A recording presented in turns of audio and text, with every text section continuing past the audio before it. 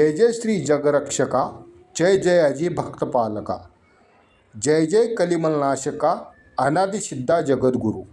हा श्लोक स्वामी समर्थाच्या महिमांचे अत्यंत सुंदर आणि प्रभावी वर्णन करतो. या एका श्लोकात स्वामीचे स्वरूप, त्यांची करुणा, त्यांचे सामर्थ्य आणि जगासाठी असलेले त्यांचे कार्य अतिशय थोडक्यात पण गहन पद्धतीने सांगितले आहे. जय जय श्री जगरक्षका या ओळीत स्वामी समर्थ हे संपूर्ण जगाचे रक्षण करणारे आहेत असा भाव व्यक्त होतो. ते केवळ एका व्यक्तीचे, एका समाजाचे किंवा एका प्रदेशाचे रक्षण करत नाहीत, तर सर्व जीवांचे कल्याण करणारे आहेत. संकटात सापडलेल्या भक्तांना ते धीर देतात, मार्ग दाखवतात आणि त्यांच्या जीवनाला नवा आधार देतात. या श्लोकामध्ये पुढे जय जयाजी भक्तपालका या चरणात स्वामी समर्थांचे एक वेगळे स्वरूप दिसते.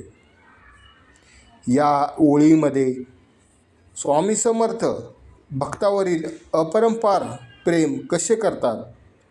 जो कोणी खऱ्या श्रद्धेने स्वामीचे स्मरण करतो त्याचे रक्षण करण्यासाठी स्वामी नेहमी तत्पर असतात. यापुढे भक्ताच्या मनातील दुःख, भीती, चिंता आणि असुरक्षितता दूर करून ते त्यांच्या जीवनात आत्मविश्वास निर्माण करतात.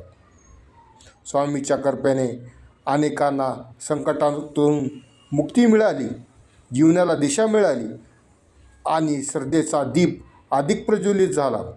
स्वामी समर्थ हे फक्त देव स्वरूप नाहीत, तर भक्तासाठी प्रेमळ पालकासारखे आहेत.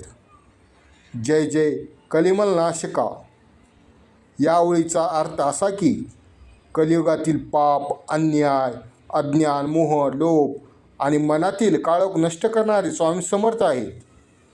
आजच्या युगात माणूस बाहेरून जितका प्रगत दिसतो तितकाच आतून चिंतेने, स्पर्धेने आणि अस्थिरतेने ग्रासलेला आहे. अशा वेळी स्वामी समर्थांचे नामस्मरण, त्यांचे विचार आणि आशीर्वाद मन शुद्ध करतात. ते मनातील वाईट प्रवृत्ती कमी करून सत्य, श्रद्धा, संयम आणि सदाचाराचा मार्ग दाखवतात. अनादिसिद्धा जगद्गुरू या शब्दात स्वामी समर्थांचे अनंत आणि सनातन स्वरूप व्यक्त होते. ते अनादी आहेत म्हणजे ज्यांना आरंभ नाही, सिद्ध आहेत म्हणजे पूर्णत्व प्राप्ती शक्ती आहेत, आणि जगद्गुरू आहेत म्हणजे संपूर्ण जगाला ज्ञान, नीती आणि अध्यात्माचा मार्ग दाखवणारे गुरु आहेत.